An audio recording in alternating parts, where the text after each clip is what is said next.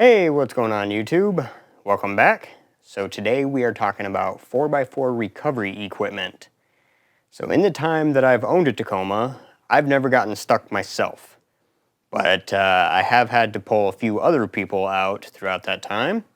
One of those times was a two-wheel drive Frontier. And after spending most of the night trying to get him out, we finally gave up and decided to drive back to Payson, about 45 minutes away, to go to Walmart to see if we can get some sort of ropes or straps in order to pull him out. Because as of that point, I didn't have anything to actually hook to his truck in order to pull him out with my truck. So drove back to Walmart, got a couple of ropes, and went back up, finally pulled him out.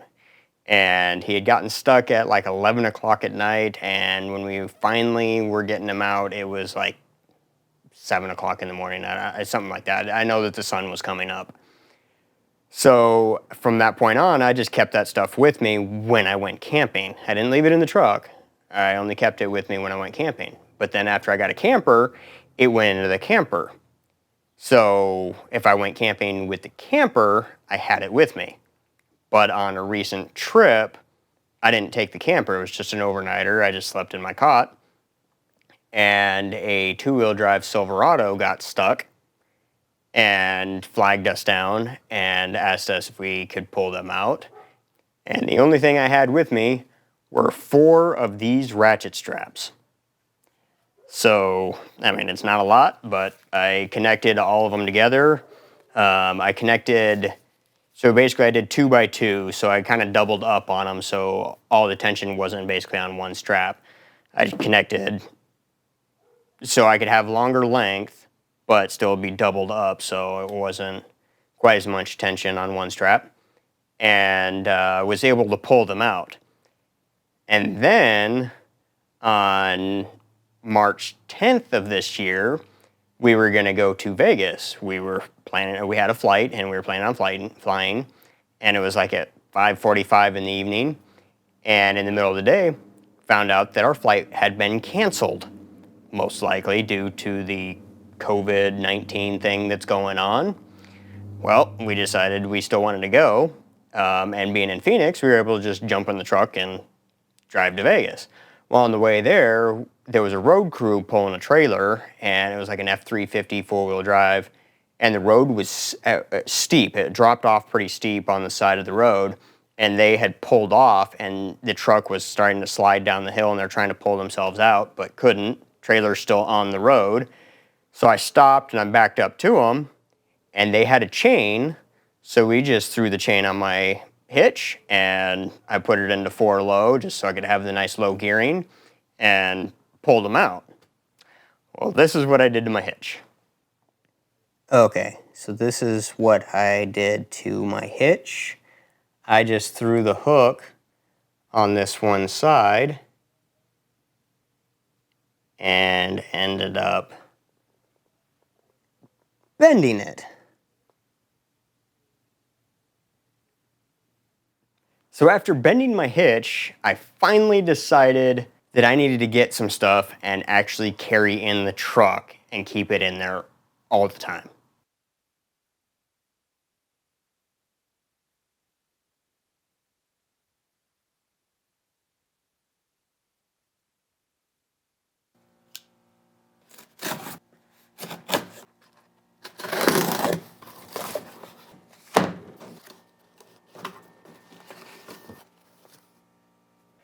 So here's what we ended up getting. So we'll start with this one.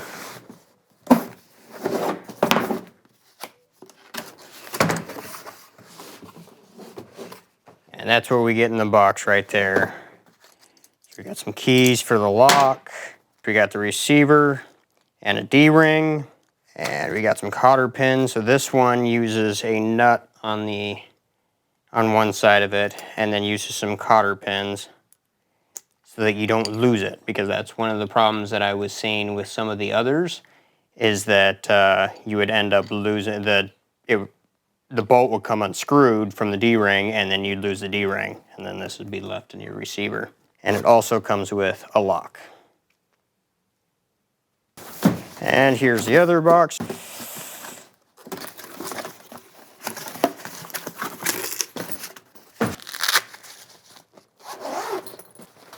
Here's what we got in here. Comes with 2 D-rings. And see, this is the type that I was talking about, where a bolt just goes through and screws into the other side of the D-ring. These are the ones that I was seeing. The reviews were saying that this would come unscrewed due to vibrations if you leave it in, and then you end up losing them. It comes with 2 of them. And then a 30-foot recovery strap. And of course, this is also in orange. Straps in orange. And another reason why I picked this one was not just because of the nut on the one end with the cotter pin, but also because it's orange. And if you can't tell, orange is my favorite color, hence the orange Tacoma. So let's get it installed. So obviously installation is pretty straightforward.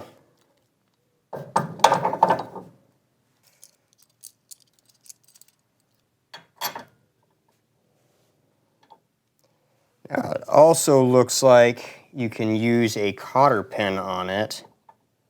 One of the cotter pins on it as well, and then you can use the lock on it.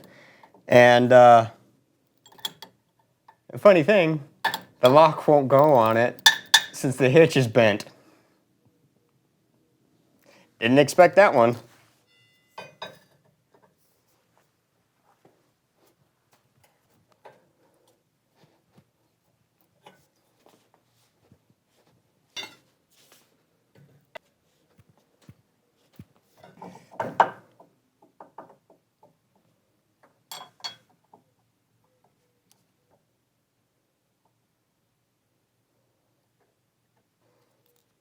Okay, now the lock will go on. It does have little pieces of rubber in here. I don't know how long they're going to last. They're probably going to disintegrate in the heat and the sun. But that will dampen some of the vibrations and sounds.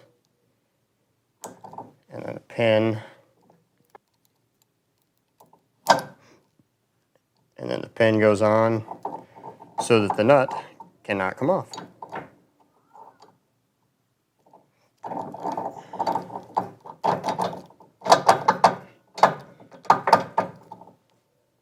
It does actually feel pretty loose in here though.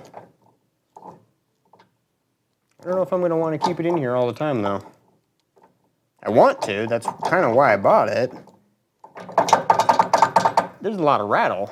There's a lot of movement in here, like a lot. I don't know. Drive it for a couple of days and see how I like it.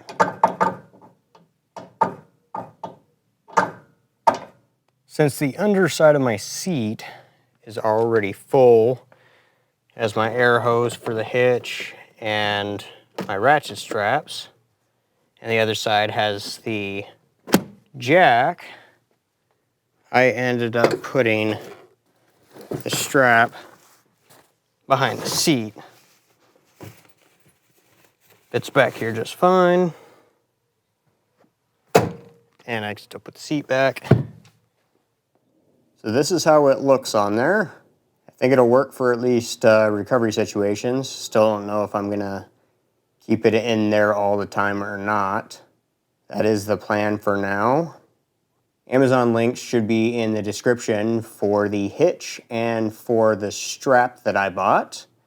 Don't forget to like, subscribe, and share for more I Can Do It Myself videos.